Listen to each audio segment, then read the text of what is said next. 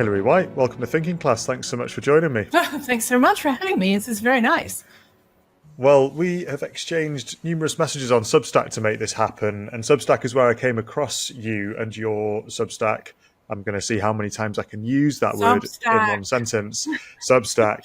Your Substack, the Sacred Images Project, which, by your own admission, you've been very surprised to see how it's become so popular, and it is growing very popular. And you can certainly explain a bit more about what it's like, but your project, ultimately, you're trying to save something from what you see as the wreckage of Western civilization, I suppose, is that you think that by sacred art used to hold a very prominent view in public life, and at some point it was lost, and now it's become independent from the Christian faith in particular.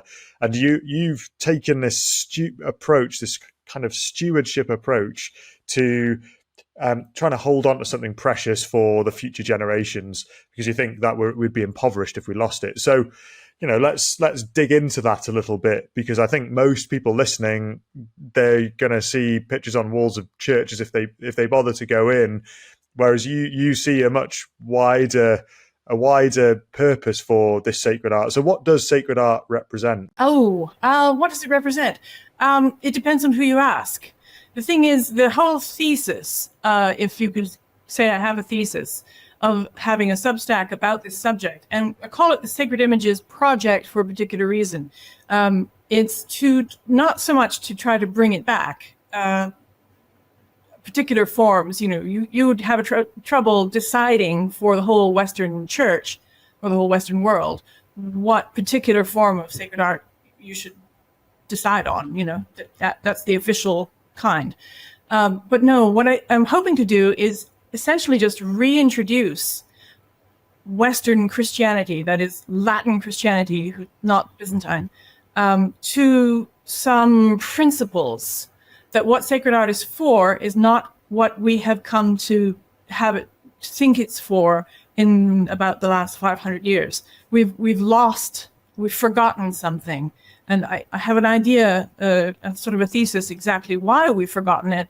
And so I'm starting to work on a way of developing the idea. How shall we approach this question? And what do we want from it? The condition of contemporary sacred art right now is in the West is dismal. It's confused and has been influenced by a great many influences that are not Christian in any way, not connected to the spiritual tradition.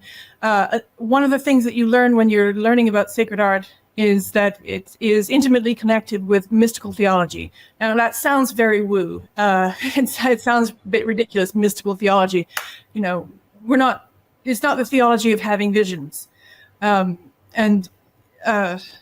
We've kind of lost touch since the Council of Trent in the Catholic Church with mystical theology, what it is and why everybody needs to sort of start doing it.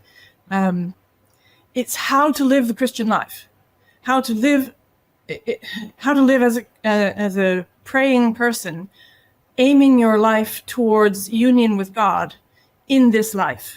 So it's not just sort of, I'll try to be a good person until I die and then I'll go to heaven. Right. This is the kindergarten version.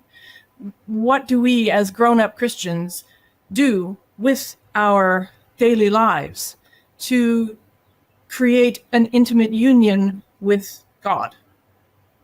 Transcendent, first cause, ground of being, the ultimate source of all goodness and all existence.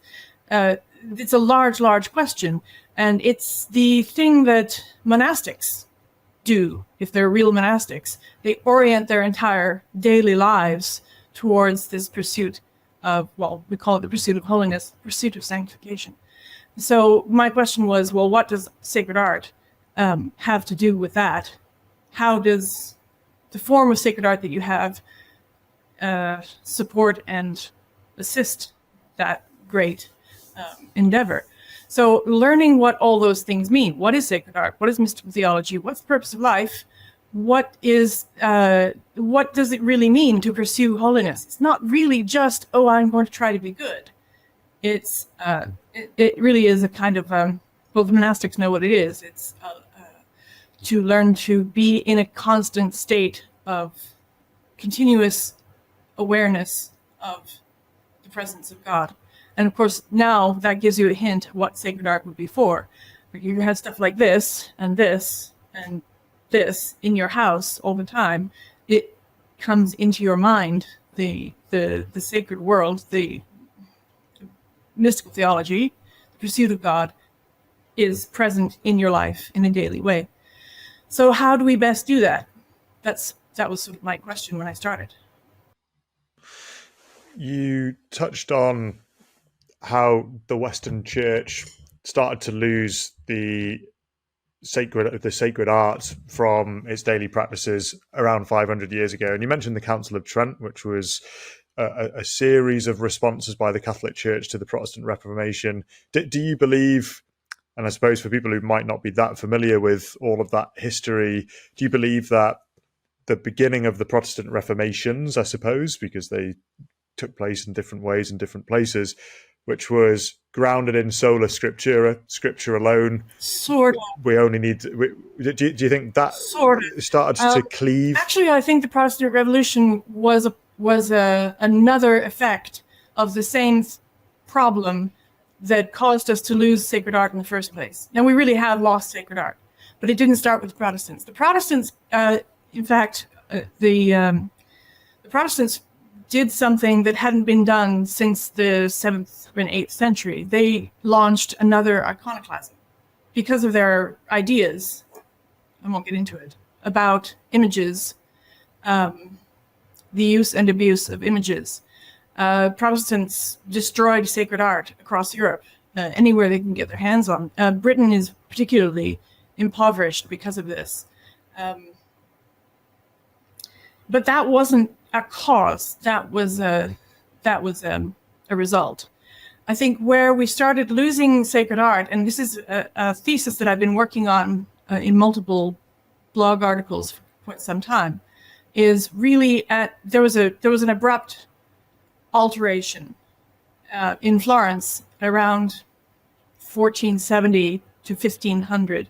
Now that obviously we now call that the Renaissance.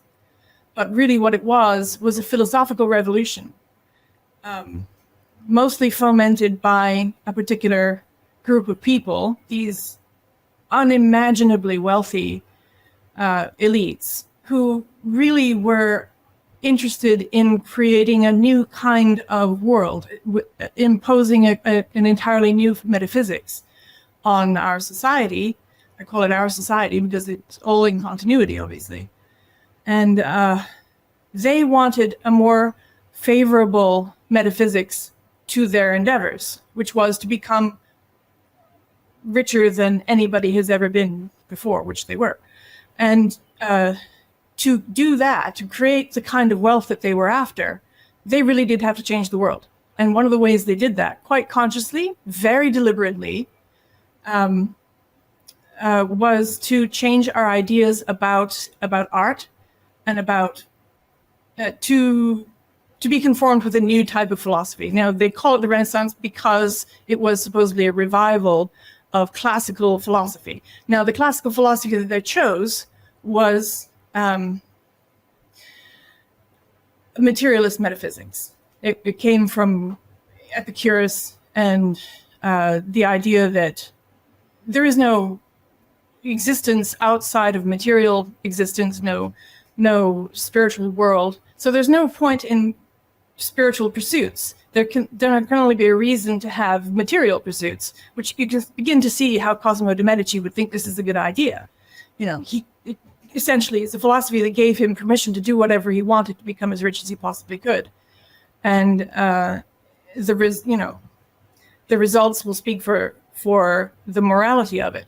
So the richer you are, the more it proves that your philosophy is correct. And he became the richest person possibly who ever lived.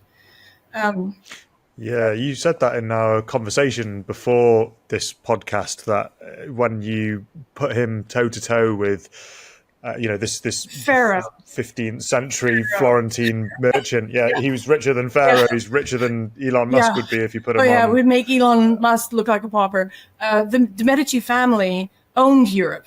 They invented banking. They invented money. They invented money so that they could become more rich. I mean, it's just we have no categories for how wealthy they were. So it worked. And when you have that kind of wealth, you have a great deal of cultural power. So you can hire people. And it's just exactly what he did. Cosimo de' Medici particularly, and the whole family, obviously. But Cosimo was the head of the family at this transitional point. And one of the things that they did was, I had to, I get a little frustrated, and then I sort of laughed at myself for becoming frustrated with this nice lady who you had on before, the art historian. And she said something which just made my head explode. She said, oh, well, not everybody in the Renaissance was so interested in the spiritual Gothic art. I mean, look at what Vasari said. Oh, look at what Vasari said, really. Well, let me tell you about Vasari. Vasari was hired by the de' Medici family and given access to their extensive libraries, specifically to create a work, a very large work in multiple volumes, that would promote this new materialist metaphysics and the new art at that time. In the early 16th century had already been going on for quite a while. But Vasari really was the guy who invented the Renaissance, with this whole mythological thing. And he kind of created this sort of Whig idea of art history where all roads lead to the Renaissance and all roads from the Renaissance lead from it. That everything before it either went to the Renaissance or was irrelevant. So he praised Duccio, the Sienese painter, because although he had the Greek, i.e. the Byzantine style, he started introducing more naturalistic elements, and that's what made him worthwhile. It would never occur to say, well, the Sienese Byzantine, the Sienese Italo-Byzantine, or the Sienese Trecento are a pinnacle of artistic works all by themselves. No. It was only valuable because it led to the Renaissance. And that's a very Whig idea, that there is a sort of cosmic meaning all heading towards a great flowering of humanist wonderfulness. We're going to live in a sort of utopian paradise if we all just get on board with the whole program. And I just look at this and I just think, from the point of view, it was really studying Byzantine art that made me realize that we are all locked into this sort of artistic interpretation of history. And it's just made up. It was just invented for the use of people who wanted to become very, very wealthy, which is not really a very elevated, motivation, if you ask me. Well, you touched on lots of interesting things there. I want to linger on the Renaissance for a while, but we could talk about some of the downstream impacts of the Renaissance. And I've read multiple commentators, critics write about how it is responsible ultimately for the kind of therapeutic mindset we have today. It's probably the wrong word, but just before I came on this podcast, I'd been reading Alexander Solzhenitsyn's various lectures he delivered in the 70s after he'd released the Gulag Archipelago, and there was one all bit. Right, because Solzhenitsyn. You want to go outside and have a walk after that. I hadn't had time to put these in a place where my eyes would stay in line with the camera, so I'm going to read directly from the book here. But he was talking about the impact of, and one of the taglines of the Renaissance was "man being the measure of all things," and so he was trying to explain why he believed the West was weak. Okay, well there you go. Not measurable things, just to let you know. No, I'm sure you'll have much to say off the back of this, but he believes that very notion has made the West weak in its ability to stand up for things that really count in this life. So here's the passage. He talked of the decadence of the weakness. He said, of course, there is a perfectly simple explanation for this process. It is not the superficial one, so fashionable in our day, that man himself is irreproachable and everything is to be blamed on a badly organized society, but a purely human one. Once it was proclaimed and accepted that above man there was no supreme being, but instead that man was the crowning glory of the universe and the measure of all things, and that man's needs, desires, and indeed his weaknesses were taken to be the supreme imperatives of the universe. Consequently, the only good in the world, the only thing that needed to be done, was that which satisfied our feelings. And I find it remarkable, actually, that what was a self-indulgent, self-congratulatory set of ideals which were being propagated through the world by a vast amount of wealth and influence, ultimately got to the rest of us proles through the ages. And he lays at the feet of the Renaissance, and perhaps you'd agree with this despiritualizing of the human spirit, and us starting to lose the view of what really matters. In fact, just yesterday, I finished writing the piece that I'd been working on, which is the third part. I think it's the third, maybe it's the fourth. The third part in a series, basically describing the differences between the art form that was in continuity with the tradition. It was the Gothic, so the International Gothic, Northern Gothic, which just ended abruptly in around 1470. And the reason it ended abruptly was that the very, very wealthy patrons of artists in Florence started promoting this new metaphysics. So it wasn't new. It was, in fact, very old.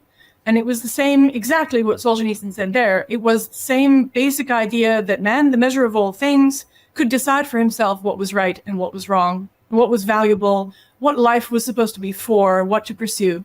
And essentially, that ends up, if you take the logic down the line, that ends up with a kind of Nietzschean nihilistic idea that might makes right.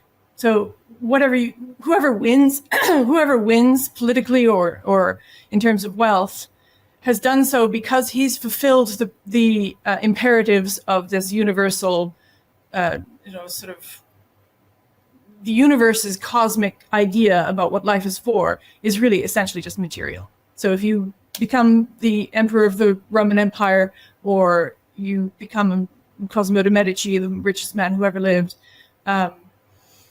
then you have proven your thesis correct, because the material is the only thing that counts. So whatever you do to get there, however many people you betray or murder, or however many economies you destroy, essentially you're talking about exactly the same metaphysics that generates permission to do anything to win materially. And you've got exactly the same working principle now. The modern world, that's what it is. That's what it's based on. Well, I think you just need to look at our cityscapes and, well, let's use Gothic as an example, which we talked about how in that era it was dismissed by propagandists and biographers of the rich and famous as being somewhat suboptimal, subpar, and not really the pinnacle of things. But if you look at our cityscapes, where does everyone really flock to go and see and fawn over? It's the Gothic cathedrals, it's the Gothic buildings. How much money do you think Venice makes every year getting people to come and look at their buildings? Exactly. And then look at the London skyline now. It is the worship of Mammon, yes. That idea of whatever it is that raises you up to the pinnacle, that all that matters is all that's here. And as you talked about, you're worshipping material goods. And you look at the state of the London skyline now, and I think Roger Scruton, and I must name drop him so many times on this podcast. Really had a few things to say about it, didn't he? Yeah, which was ultimately we've got these kitchen gadgets discarded over the skyline now. We've got the walkie-talkie, the skyscraper, the cheese grater, the gherkin, and and they are. Well, they look like we've lost our way, and it's irony, the downstream. the irony of it is that, of course, we started out by calling it humanism, and now it's just become radically anti-human. We have these gigantic buildings that, are in no way sustainable by ordinary human means. You have to have massive machinery to keep a building like the Gherkin alive. You have to have all manner of. Oh, here's the cat. You have to have all manner of. Sorry, Henry. I know. Of very anti-human machinery. Now, if you had you compare it to sort of the other extreme end. If you're talking about a whitewashed stone cottage in the countryside of the Cotswolds or Ireland, you have a building, a dwelling that's oriented towards sustaining human life and being sustained by human work. So one man and his son can look after a building like that and keep it in good nick forever, basically forever. The Gherkin is an example that, is one of those things that, as Scruton said, if you don't continually use the efforts of lots of people and literally engineers to keep these buildings going, if you leave them alone for unmaintained for 20 years, they just collapse. They fall down and become useless. They're so ugly that nobody wants to restore them. It's like that. He had the example of that terrible seminary that they built in the 60s in Scotland that is literally a ruin. It was built, it was lauded as this great, wonderful architectural marvel. And now it's an ugly Bauhausian concrete pile of rocks covered in graffiti, where drug addicts shelter out of the rain. It's just, that's the future of all of these, sort of the ultimate conclusion of this materialist idea. And the irony is that it started out being called humanism. In fact, of course, like most propaganda, they chose that term to sell it. But of course, it's exactly the opposite, because it refuses to take into account the thing which is most human of all things, the connection of the human to the divine. What makes us the image and likeness of God? Well, it's not our physical appearance, it's our orientation towards transcendent realities, transcendent truths. And if you try to erase transcendent truths from a culture, the culture collapses, which was exactly what we're seeing. Right now, we've had 500 years of trying to make materialist metaphysics work. And now we've got a society that is almost completely anti-human. We're trying to promote what could you call it? A sort of anti-biological point of view, where you can say, well, biology doesn't matter. Really, biology doesn't matter. Well, that's humanism. That's what happened. And thanks, Cosimo de' Medici. Good job. That took a while, but we're there. And you know what's happening? We're extincting ourselves. Literally. The same metaphysical motivation that created naturalistic sacred art and stuck it above our altars to start the whole ball rolling has got us now, that same materialist metaphysics, which values only the material and only wealth and only this world, has got us to the point where entire societies are literally going extinct. Italy's birth rate now, the total fertility rate is now down to about 1.2. In South Korea, another Western country, don't kid yourself, South Korea is a Western country, is now down below 1. Yeah, 0.7, I think. 0.7. So that's the result. Gives you no people are baffled by the demographic collapse. I'm not baffled by it at all. We've had 500 years of material success. You get material success on that level, at this incredible, Jetsons lifestyle that we all have. You have to erase any kind of transcendent orientation from the culture entirely. And it took a long time, a very long time, because it's a deep, deep, deep human instinct to orient your life towards the transcendent. They had to do a really hard number on us for a very, very long time. All the efforts of these philosophical propagandists in all of our cultural output for a very long time to get us to this point where we're literally willing to extinct ourselves. Yeah, well, I mean, that's a conversation that could go on and on and on, but we will take ourselves away from art. Right. And staying on Renaissance for a moment, though, people want to know, well, why is sacred art important? That's why. Take sacred art away for those reasons, and 500 years down the line, your species will go extinct. Renaissance, was there anything good about it? So let me provide a bit more context to that question. So I've got a print, of course, not the original, of Caravaggio's The Calling of St. Matthew, which I have close by to my desk. And the reason why I have that, and to explain what it is to people who don't know, it's where once Levi, later Matthew, when he became a disciple, was sitting with his fellow tax collectors, counting money, and Christ and St. Peter walk in, and that's when he realized he's called to go and follow Christ and to redeem himself. And so I, as someone who has worked around financial services for many years, it's something that spoke to me, and it sits near my desk, and I make sure it's there because it helps me remind myself not to be tempted into misconduct, and to remind myself that there is a more upright way to walk in this world. And so that seems to me like it doesn't really conform to the man is the measure of all things model, but kind of does. Okay, here's where we have sort of multi layers of nuances. So that painting is, I know it pretty well. That painting is quite enigmatic. From an iconographic point of view, bears no relation at all. Caravaggio is the kind of the ultimate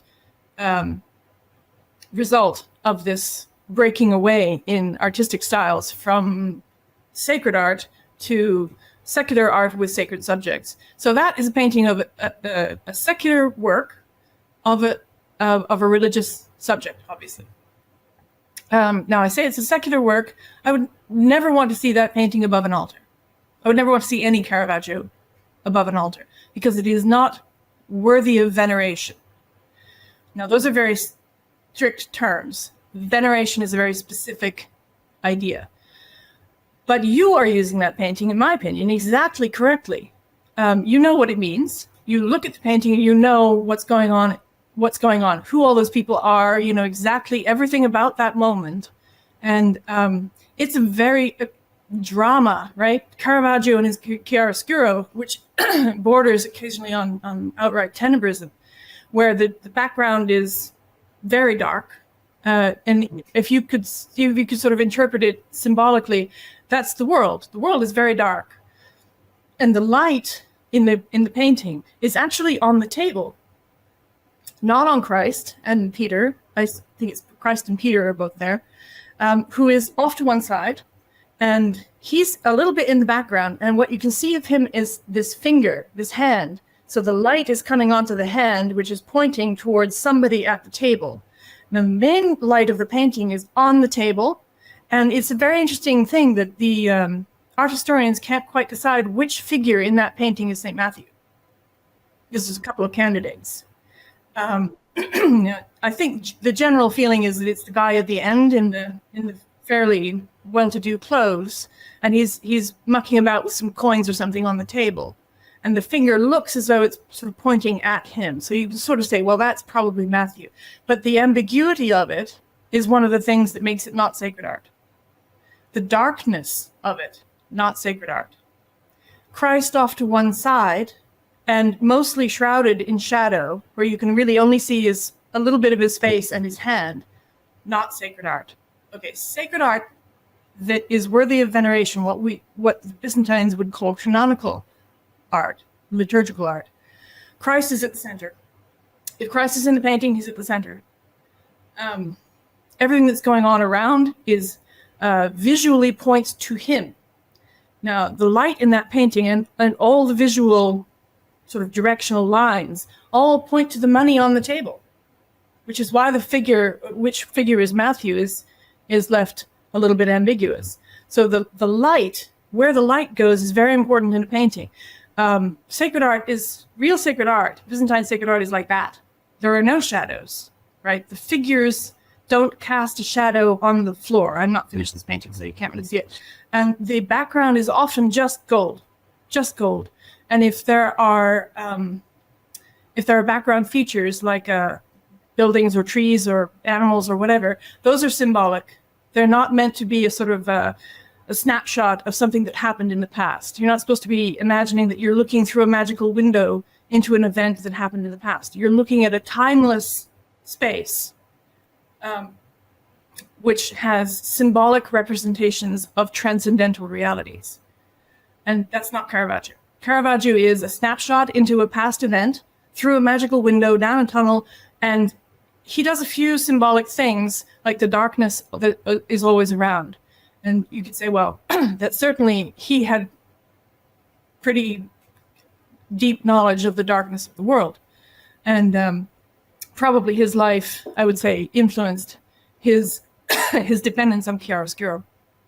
So a painting like that, excuse me for a second. A painting like that would be seen by a Byzantine painter as not a work of sacred art. That's a secular work, as the work itself, with a sacred subject. Now his approach is very evocative. It provokes an emotional response, right? You put it on your desk for that purpose, and I think that's fine. I have a friend who's a sacred artist whose his favorite style is Italian Gothic, and he is with me that naturalism, which is, more or less what Caravaggio's style is fine for your living room. Put it on your dining room wall. Don't put it above an altar. It doesn't belong above an altar because it is not a work that a Christian prayer can venerate. Now you have to understand what that word means. So naturalism in art serves a completely different kind of function from sacred symbolism. Here I am coughing into your podcast. No, that's okay. I mean, you're the one suffering in 40-degree Italian heat and hoping that the aircon's going to help you out. I'm in the northern reaches of Great Britain. I'm a little envious. We don't have that. Yeah, we can still wear jackets right now. I got the air conditioner going full blast for 24 hours. Got the fan here, and I'm still. Anyway, never mind. Yeah, you're doing a sterling job, particularly with those Northern European genes of yours. Even the fact that you're not just collapsed in a puddle of sweat somewhere on the floor. Well, I'm planning on collapsing into a puddle later.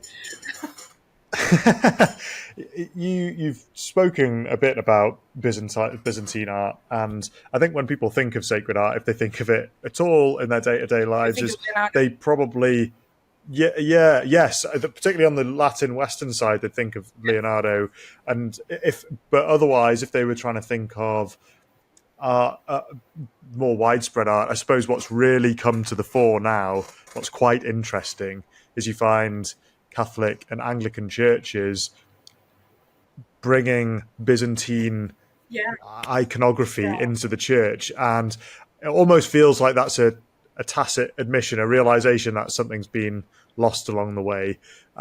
What are, and I know we've spoken a bit about definitions about what's iconic and iconographic. What are the iconic bits of sacred art that ultimately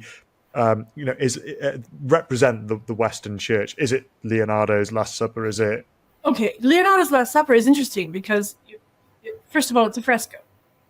So it doesn't have the extreme depths of contrasts in dark and light, what we call values in the art world. So values really means the differences between the highlights. You can see the highlights on my face here, and the shadows on this side, and a little reflected light back here. That's all values. If you were doing a portrait of me right now, you would be concerned about where the dark line, the shadow starts here and where it stops here. And, so I'm looking at myself in the camera. But so that's values. It's actually more important than color. It's almost more important than composition. You can't have composition without values. So one of the big differences stylistically between the Renaissance and the late Gothic, right? So there was this continuity in sacred art that started with the late imperial times, the late antiquity. Starting around the 5th century, you started seeing what we now refer to as Byzantine art, which is actually based on, believe it or not, Roman realism. And it slowly developed for theological reasons into something very, very abstracted and very symbolic for specific theological reasons, because the theologians at the time understood sacred artists and theology were like this. Theology was much more important than technique. So a sacred artist had to understand that what he was trying to do was depict transcendent, non-material realities in a material way, with paint on a board or on a fresco on a plastered wall. So it presented a conundrum, a difficulty, which we've been struggling with ever since. So what the Byzantine world did was develop a very specific visual vocabulary, a very specific visual language that everyone understood. Everyone spoke it, in a sense. They would look at an icon and they would know what they're looking at, not just be able to identify the figures or the scene being depicted, like the nativity or these sort of biblical scenes or persons. So we know about hagiography. So we see a woman in a robe standing next to a broken wheel. We know that's St. Catherine of Alexandria. So we can kind of recognize some of the symbols. But a Byzantine person of the 7th or 8th century, who was an iconodule, person who loved icons, who was on the side of goodness, righteousness, and the angels in the iconoclastic controversy, would be able to look at an icon and understand it to be a kind of conduit. Right? We think of it as a painting as an imaginary window into the past. So that's what Leonardo was doing, and what all those guys were doing, was to try to create a window into the past where you could sort of look down a tunnel and see something that was going on a long time ago, to people who are long gone and with whom you have no personal connection at all. You're just being presented with a figure from the past. Now, an icon, because it's abstracted, because it has this very specific abstract language of symbols, the icon kind of takes away that distance and brings the person represented into the room with you. So it creates a kind of meeting point between heaven and divine transcendent realities and us, normal people. And there's a bunch of tricks that Byzantine art does, like the reversed perspective. So we think of a painting as having, the vanishing point goes this way, and you have depth into the room, and all the lines kind of point towards a vanishing point, and it creates this illusion of depth, and it makes you think that you're seeing something in normal earthly perspective. The Byzantine perspective, people say, oh, the Byzantines, they didn't know how to do that. They didn't know how to do naturalistic faces. This is not true.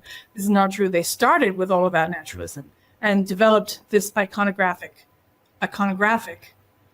stylized, symbolic style instead, specifically in order to take away naturalism. Because naturalism really effectively separates you from the people being depicted. Now, if you had that iconographic language, if you were fluent in that language, you would be in a room with this, the original of this 6th century Pantocrator. You would understand yourself to be in the room with Christ. That not just that you are being sort of transported to heaven in your imagination, but that heaven is being brought into the room with you through this icon that's been blessed And it's been blessed not just by, a bishop doing this and some holy water, but by people venerating it. And that's what veneration means. It's acknowledging the presence of the person depicted. The Orthodox Church services, if you go to those, you can see the veneration of icons in the church. Yeah, there's a bunch of physical things that you do to venerate an icon. But really, veneration isn't just bowing and making the sign of the cross and kissing the icon and doing all those things. It's an interior knowledge that when you're in a church, and in the old days, before we had all these problems, churches would be covered from top to bottom, from floor to ceiling, and all over every surface would be covered in icons, frescoed paintings and mosaics. So you walked into a church and you were in a different kind of place. This is no longer just a material place. Obviously, everybody knows it's a building made of stone covered in paint. But it's more than that. It allows you to walk into what we might call now a liminal space, a kind of in the Celtic sense, a kind of thin place where the distance between material reality and transcendent reality is erased. You're there, they're with you. Right? I don't think people get just how colourful these churches and cathedrals were. I certainly didn't. It took me a long time to figure it out. And when you try and get your head around, particularly in Britain, you go to the English cathedrals and there's always an austere feeling because it's sandstone all the way up, right? Right. Come along and just shaved them all off. The churches in Britain until then were actually famous for their wall paintings. They weren't very sophisticated because they were a little bit of an outpost in the middle of nowhere from the centers. When Constantine took it into his head to move the capital of the empire to Byzantium, he took all the best artists with him. So leaving the West with really inferior resources. And so Britain... The outside of the buildings were as painted as well, weren't they? They were. In many cases. Yeah, it was... you sometimes see now it's a bit of a fashion for churches to have a laser show that will sort of project the colors onto something like the facade of Chartres or something. You can really see. The Middle Ages was not a drab period. And that tradition... So we have a continuity between this origins of sacred art with that idea, with the idea of being in the room with this transcendent reality, that the icons made heaven come to you. So we kept that idea going until, the end of the Gothic, when all of a sudden we got this new idea. We got this materialist idea where art was no longer served those spiritual functions. It became, you were no longer a person interacting with heaven through the conduit of this icon. You were there to admire the technical skill of this craftsman, and by extension, the discerning taste of the person who commissioned it. You were supposed to admire those things. So we started losing very quickly. What the sort of theological history of it was at the time, I don't really know. But the art definitely had the effect of altering the Western mind away from the Eastern notion of veneration to just sort of admiring a work and not having any kind of interaction with it. That's fascinating. I don't know, we've spoken a bit about how sacred art was lost, and going even more contemporary than that and perhaps wider into the art history world is, let's talk a bit about modern art, because I saw a video a few weeks. So I'm gonna... Well, you might have some views on it. You definitely seem to have a grasp of the ideological currents that have swept things up.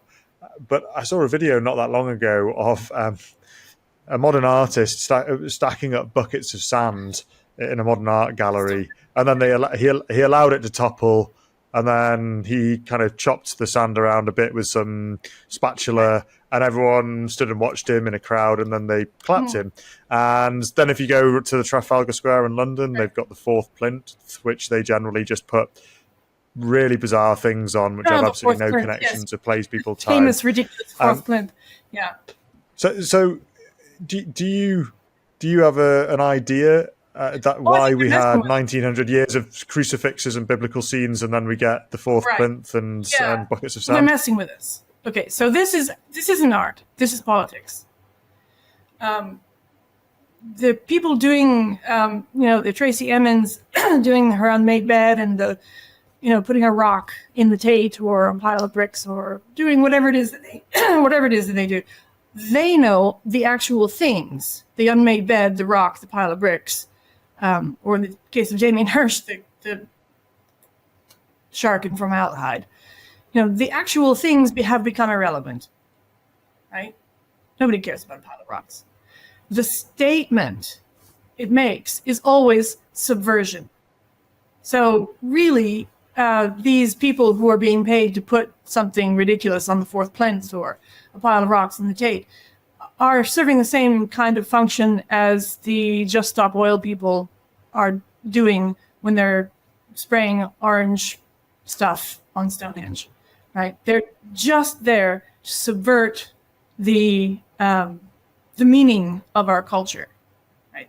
They're just political agitators, culturally undermining the things that we all still believe, because we do still believe them, right? There's this unshakable human orientation towards, as Scruton would put it, the transcendentals of beauty, right?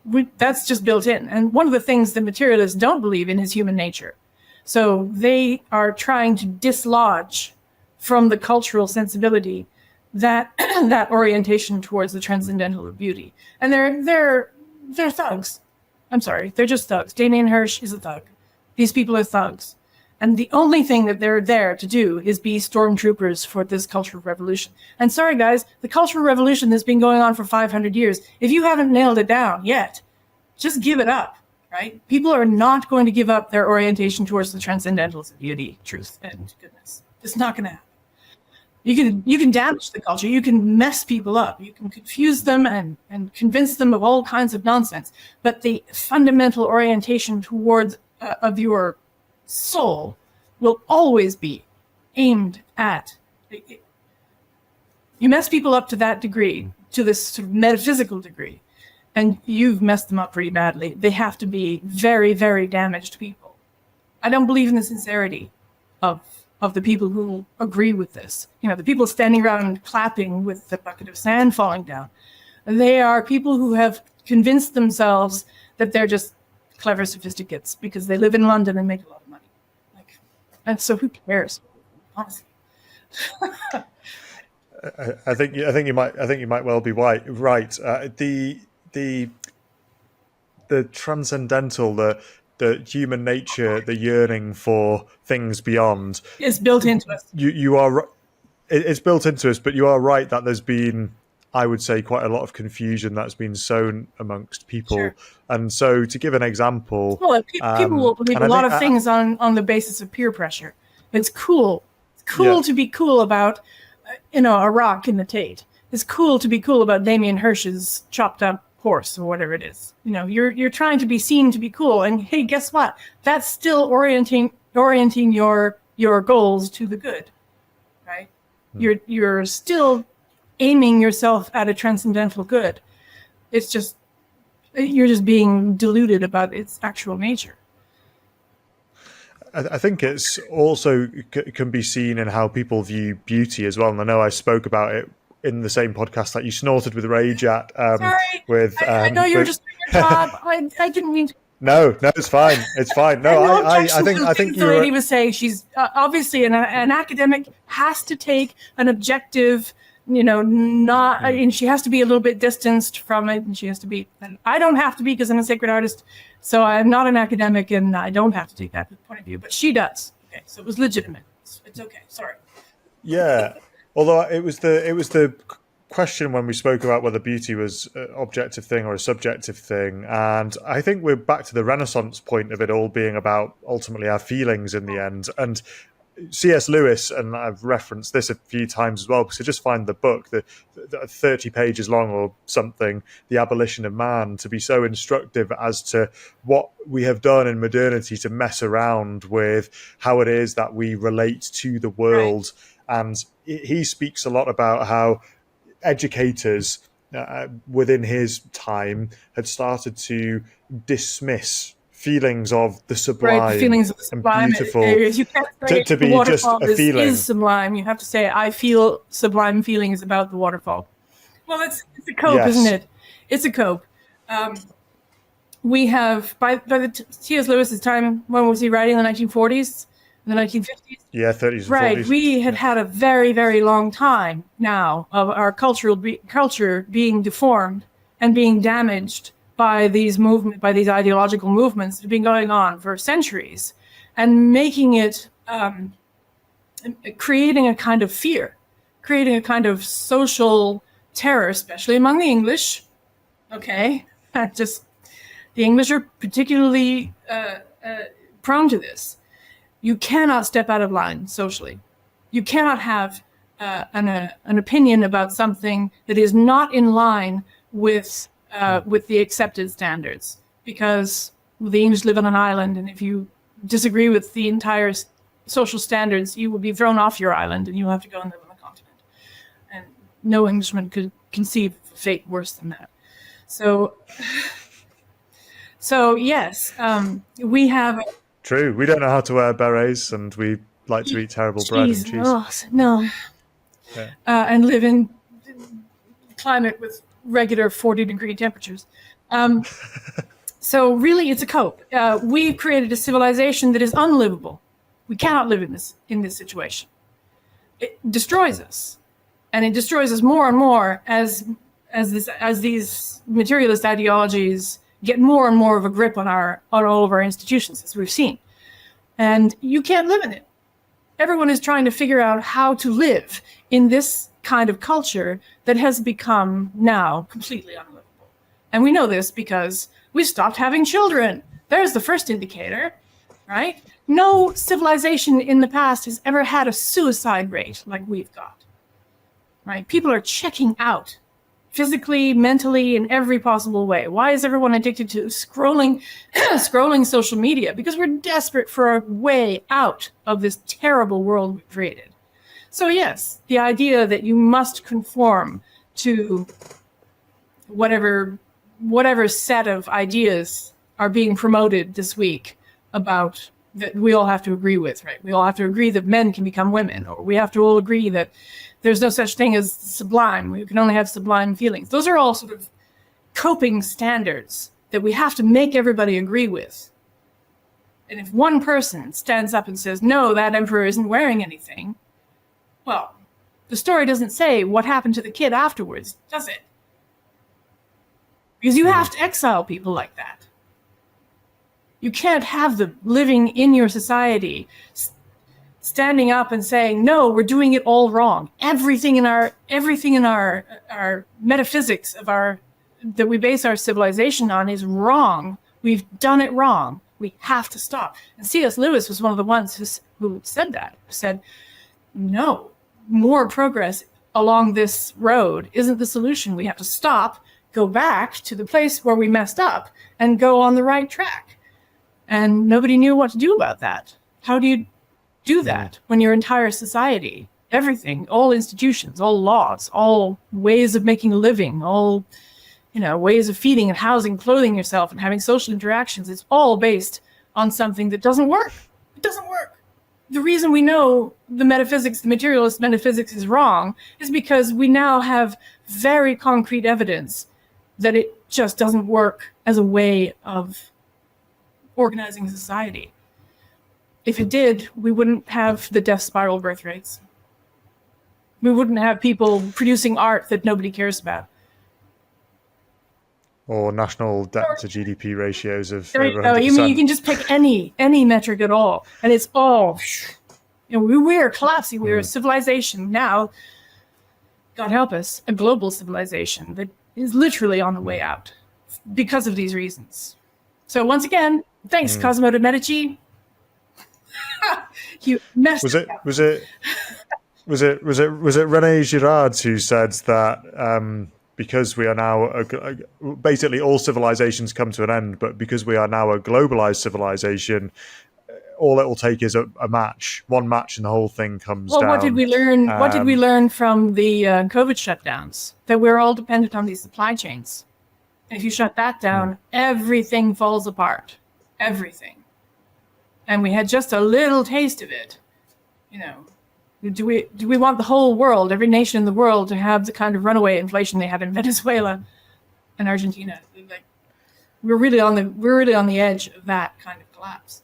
It's terrifying. What's interesting about the lockdown, thinking back to it, those early days, I mean, I scarpered back from London, where I was living at the time, to Northumberland. And if you speak to anyone, bar those people who were effectively incarcerated in flats without gardens and no aircon and all those things, but for everyone else, people spoke all the time about how wonderful it was that things had slowed down and that they had time to spend time with their partners and they had time to spend time on things they wanted to do. Now, I appreciate in some respects you need to have some level of productivity and all play your part. It probably wasn't healthy that lots of people were just sitting around idle, but there were those first few weeks where people seemed to not be bothered about the fact they couldn't spend their money anywhere, that they just enjoyed being able to sit in the garden and read or spend some time with family. And obviously we couldn't travel to places, and that was, you know, obviously not normal either, but people didn't seem to be purely pining for it. And yet then we got out of it and things started to switch on again, and now it's like people have redoubled their efforts. Yeah, I'm not going to get into a big thing about the effects of the last 4 years, because a lot of other people are thinking about it. But yes, it was very strange. That whole situation, it was probably the strangest thing I've ever lived through. Now, I lived in the country. It just happened that I had a flat in a farmhouse in the middle of a bunch of fields outside of Perugia, and agricultural life never stops. It just doesn't matter if you know, World War II is happening or Napoleon is coming through or Frederick Barbarossa. None of that makes any difference at all to the farmers, because they just get up. We need food. I mean, they just get up and they feed the animals and do the things that they always do. So things didn't really change that much in material ways for me. But that period really did teach me that the situation that we've created for ourselves is very, very artificial. And we have come to a point where if we're not all agreeing to do it all the time, it's, over. We don't have any alternative ways of living anymore. An interesting thing had happened in Italy, and I'm not really sure what to make of it, so I don't have a sort of a thesis to defend here. But a very interesting thing happened in Italy. Now, Italians have been getting herded out of their little villages and towns and rural areas for 150 years and into cities and into a sort of more urbanized modern life. Now, that's been done quite deliberately by the successive governments. And but in the Italian mind, you meet a taxi driver in Rome, and it's a good idea to ask him where he's from, because he might not have lived there for 20 years, but he's from a little town, a little village in the mountains of Abruzzo, where his grandma still lives, right? A tiny fraction of the people who live in these cities are from that city. So a very interesting thing happened when the government said, in 48 hours, we're going to lock down the whole country. They made a mistake of giving everybody 24 hours notice, because everybody dropped everything, got on a train, and went back home.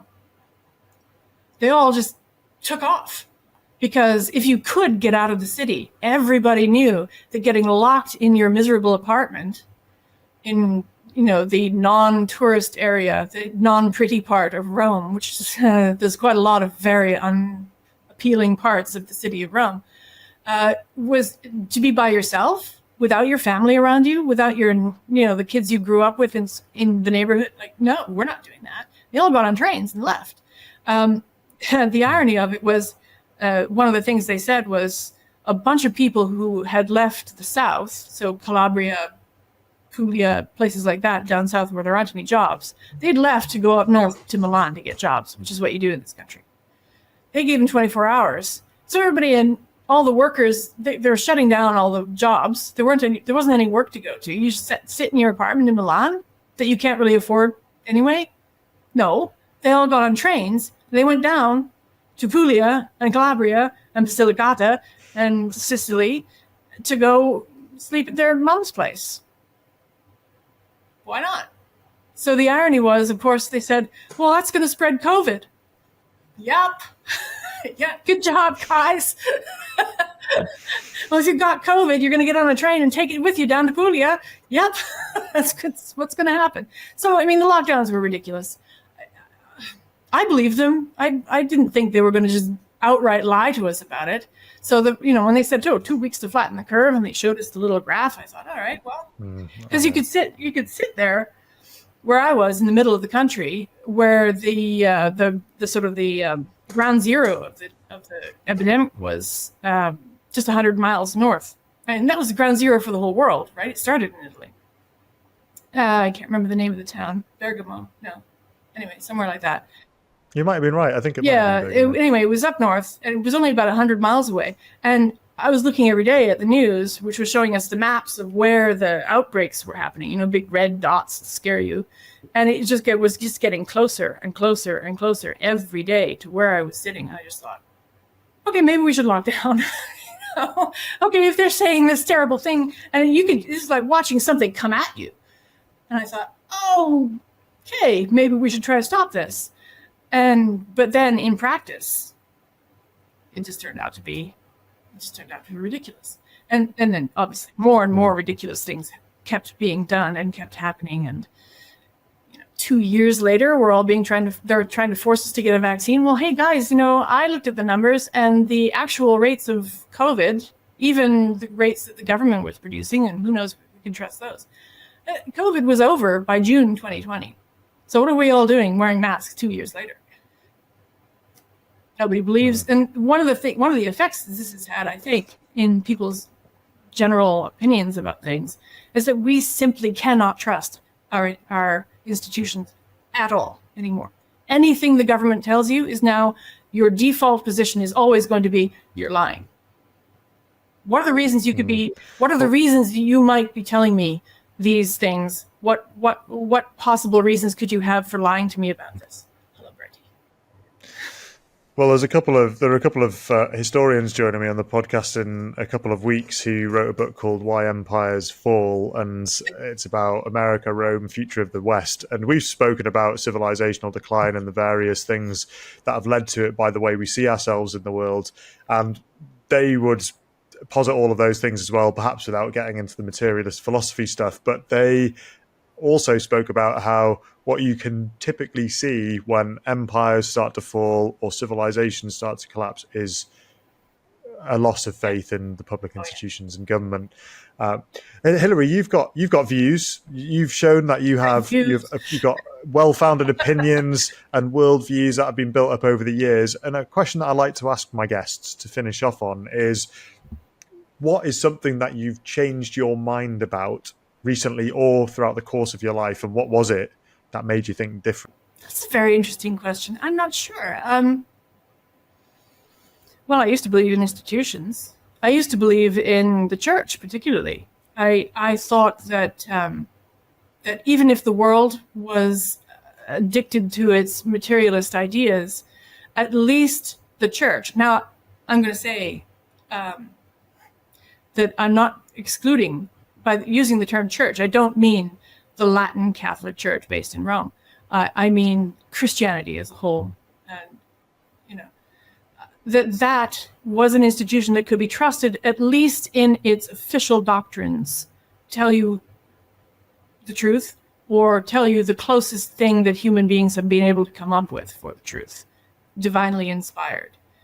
And I have to say, those certainties are not as certain anymore. The situation that we've been in, at least, well, I started becoming aware. Obviously, I used to write for a conservative Catholic Christian news outlet, and my beat was to be the Vatican correspondent and European correspondent of sort of church affairs. And, historically, nobody who comes to Rome to report on Rome comes away with their faith completely intact. That's, don't forget what happened to Luther. But I wouldn't say that I'm losing my faith over it, but my unquestioning dependence on the institution, I'm a lot more cautious now. When you went to Rome, picking up on that point when you said no one goes without coming away with questions and doubts, what was it that you saw that seems to avail you of some previously held delusions? Well, okay, we're talking now about worldly institutions. I'm not talking about the church, the bride of Christ, terribles and army and battle array, all that, mystical body of Christ stuff. I'm talking about the Vatican. Okay, dicasteries and the kind of people that are in there. They are people. I think when I started, I assumed that the people in Rome more or less had the faith. And I came away after 6 years of examining it very, very closely, believing the exact opposite. That if you're working in a Vatican office, if you're the head of a Vatican office, or if you're organizing conferences, or, some are worse than others, I know, but the idea that you have anything resembling the faith of the saints, the faith of Hildegard of Bingen or Francis of Assisi, is just laughable. It's just nonsense. I'm sorry. I know it's going to be controversial, but I don't think I've held back. Certainly, if you follow my Twitter feed, you know what I think of Rome.